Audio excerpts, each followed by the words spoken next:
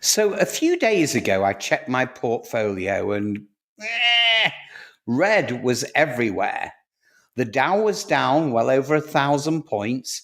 Tech stocks were melting, and the financial news outlets, well, they were screaming uncertainty. But then I watched Trump in a live interview blaming the Fed, saying the only way to save the economy right now is to slash interest rates fast. And that's when it hit me. What if this isn't a meltdown? It's actually a setup. What if Trump is shaking the market to force the Fed's hand? So, just before we take a deep dive into this subject, it's imperative that you hit that like button and subscribe so that you get notified the minute we produce another game changing video that affects your finances. I promise you'll appreciate it. So, buckle up and let's plunge straight in. So, let's start with the basics. The Federal Reserve sets interest rates to control inflation and to stimulate or slow the economy. When rates go up, borrowing gets expensive. Stock markets often drop. When rates go down, borrowing gets cheaper. So stocks, housing, crypto, everything pumps. Now, here's the key. The Fed watches market signals. If Wall Street panics, the Fed tends to pivot. It happened in 2018 when markets crashed. The Fed reversed the course. In 2020, the COVID crash, the Fed drops rates to zero within weeks. So if you're a powerful influencer, say like a president, you don't need to ask the Fed to cut rates. You just need to scare the markets enough that they do it themselves. So just look at what's happening. Trump gives an interview suggesting the US economy is headed for collapse. He hints that the only solution is cutting interest rates big time. Markets react with fear, uncertainty, and sell offs. And who does this pressure exactly? You guessed it, Jerome Powell and the Fed. Now, the Fed doesn't operate in a vacuum. They respond to investor sentiment, Wall Street panic, and political pressure, even if they won't admit it. So if Trump wanted to see rates cut to pump up real estate, stocks, and consumer confidence, well, he might not need to wait. He just needs to create enough financial chaos to make the Fed blink. Now, this is where things get real. Trump has always been about real estate, debt, and growth through leverage. Lower interest rates, what that does is it increases home values, which is perfect for developers. It lowers debt payments, which is good for business owners and consumers. And it pumps up the stock market, which in turn boosts confidence. Now, here's the kicker. According to CNBC, Trump has said in multiple recent interviews that the US is sitting on a bubble and the Fed needs to act fast before the crash. The translation: cut rates now or I'll push the markets until you do. So while it might look like chaos, it could very well be economic theater with a purpose. You're forcing the Fed to cut rates earlier than planned.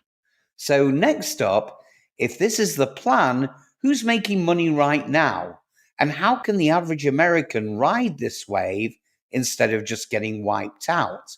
So as always, let's follow the money. When rates drop, the first to benefit are big investors who load up during the dip, real estate moguls who borrow big at low rates, and banks and funds that reposition early. So even political power players benefit. Rate cuts can inflate assets, they can boost confidence, and even create the illusion of an economic recovery without doing anything at all. And if you're someone who thrives on debt-fueled growth, like, say, Trump, well, then rate cuts mean expansion, stimulus, and cheap capital, all music to your ears. So the question is this strategic or reckless? Well, that's the million-dollar question. Is this just another example of Trump being unpredictable, or is it a calculated move? Well, economists like Mohammed El-Erian and Larry Summers have said market psychology is being manipulated more than ever. When you control the narrative, you also control investor behavior. So if the market is a living organism and Trump knows how to inject fear into it, he could essentially manufacture conditions that force institutions like the Fed to do exactly what he wants without lifting a single finger.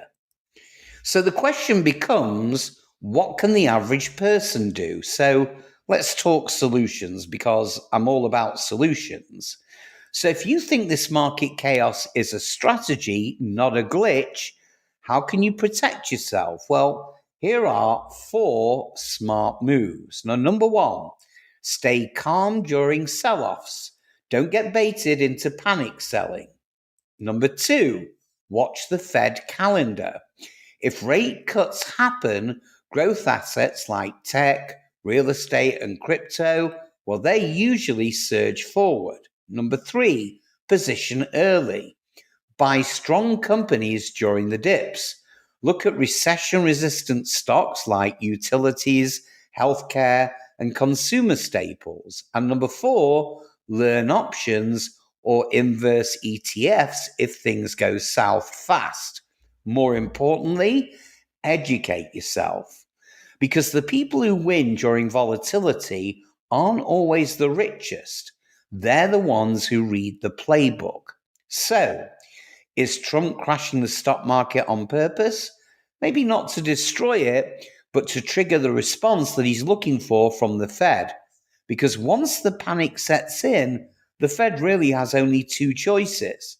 Number 1, stay firm and risk collapse, or number 2, cut rates and hand Trump the financial conditions that he thrives in. And if that's the game, you've only got 2 options: be scared or be strategic. So if you're not subscribed, now's the time to do it. Smash that like button, drop a comment with your take. Is this chaos real, or is someone playing 4D chess behind the curtain? So this is Steve, pulling back that curtain on money and power. Stay sharp, stay skeptical, and I'll see you guys in the next one.